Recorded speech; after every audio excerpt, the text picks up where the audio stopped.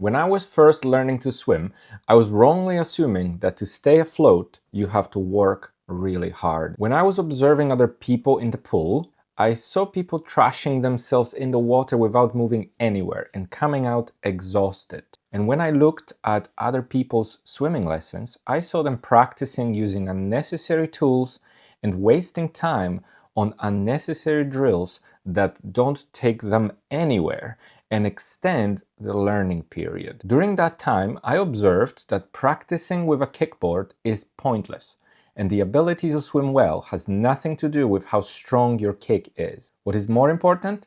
It is your body position and your core muscles, which you can build up with another tool that completely changed the way I looked at swimming. This one tool not only helped me to learn the proper body position for swimming, but it also helped me to feel what it is like to glide through the water effortlessly. In fact, once I experienced what it is like to swim with hips up and glide through the water without any effort, I was able to extend the length of my swimming significantly. Before I started using this tool, I could barely do a single 25-meter length of the pool. I was getting gassed out by kicking with all my might unnecessarily and getting exhausted at the end of the lane. Instead, using this simple floating aid, I saw that you can swim far and fast using only your upper body and kicking for balance. I'm talking, of course, about a swimming pool buoy.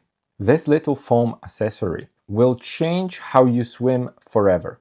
If you are struggling with your legs sinking, it will allow you to practice both swimming laps and breathing, but most importantly, getting used to being relaxed in the water. It might be quite tricky to start using it initially, so in this video I will show you how to introduce this tool and how to avoid common problems like losing balance and getting water up your nose. First, you will want to start with the breathing exercise I mentioned in some of my previous videos.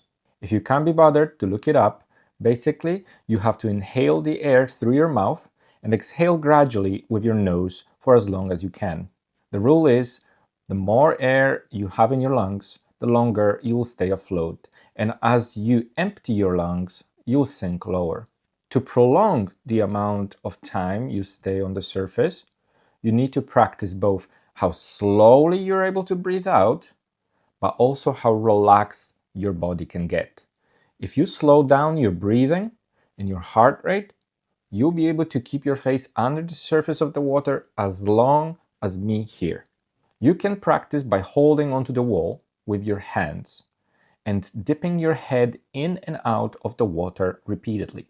Practice this for some time so you don't have this panic reflex every time your face touches the water. To me, learning to swim really requires only two elements to come together. One is to breathe in the correct manner, and two, keeping your body in a horizontal position as much as possible. When you practice swimming, you will notice that the number one issue you encounter is your legs dropping and creating drag. Most people think that to rectify this, you have to kick really hard, but it is simply not true.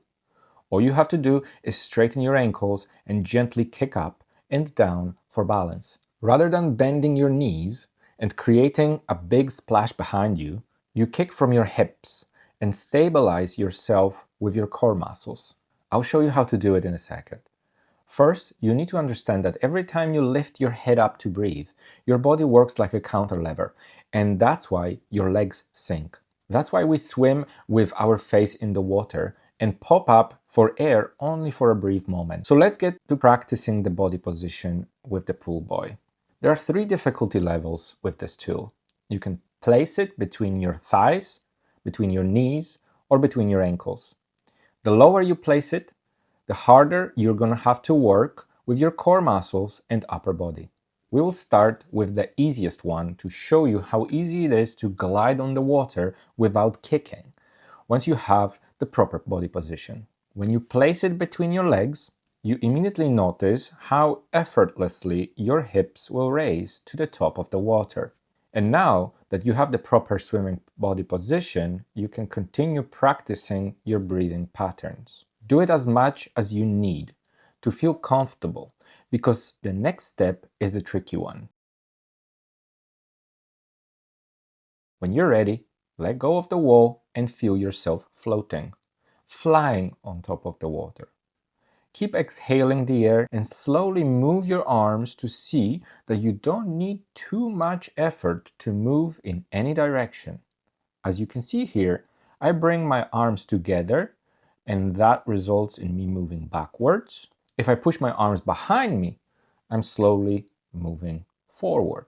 When I finally need some air, I just scoop myself up for a second and swiftly inhale above the water and then bring myself back down to continue the float. One thing I want you to remember when you do this is that your center of gravity will shift towards your upper body. To stand back up on your feet, you have to release the pull buoy from between your legs.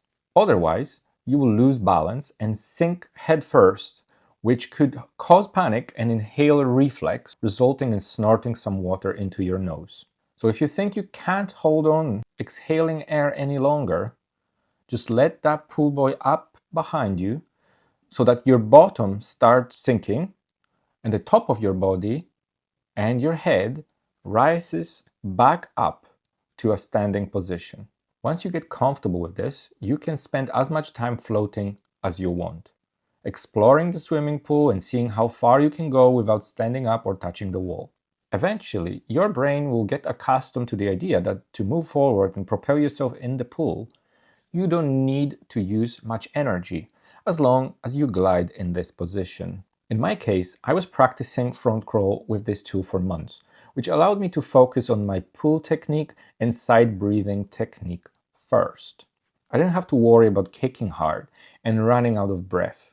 I didn't have to worry about my legs sinking before I take my side breath. I found it much more useful than the more commonly done and traditional drill with a kickboard. Once the side breathing was something I didn't have to worry about, and I had a strength in my upper body to pull myself without kicking for several lengths of the pool, I stopped using this tool. From there, you can test the strength of your core muscles and whether you can achieve a similar body position without this flotation aid. It doesn't have to be perfect, because without external help, it's really hard to be perfectly flat on the surface of the water. But the closer you get to a completely horizontal position, the less drag you will create and the easier it will be to swim.